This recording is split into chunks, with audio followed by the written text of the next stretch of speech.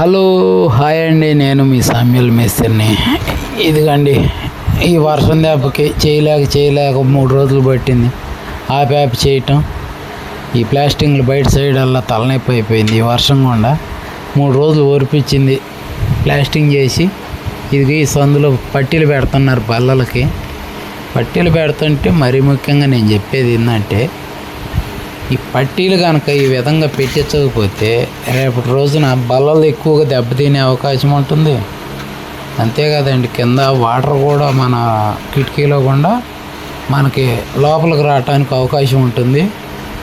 ఈ అయితే ఎలివేషన్ అయితే చుట్టూ 3 పక్కలు అయిపోయింది. ఎలివేషన్ ఒక్కటే ఉంది ఈ బిల్డింగ్ కల్లా, డబుల్ స్టేర్ ఇది నేను చూపిస్తా చూడండి. బల్ల ఒకటి క్లియర్గా చూపిస్తాను. పట్టీలు అనగా కింద మెయిన్ వాటర్ పట్టీ, తప్పనిసరిగా వాటర్ పట్టి మట్టి క్లియర్గా ఉండాలి. ఇదిగో ఎదురు పట్టి వాటర్ పట్టి ఉంటే, ఎదురు పట్టి ఏంటంటే కొద్దిగా లుక్గా కనపడుతుంది. కింద వాటర్ పట్టి ఏంటంటే ఈ విధంగా ఉంటే చక్కగా వాటర్ పట్టి మీదగా నీళ్లు కారిపోతాయి.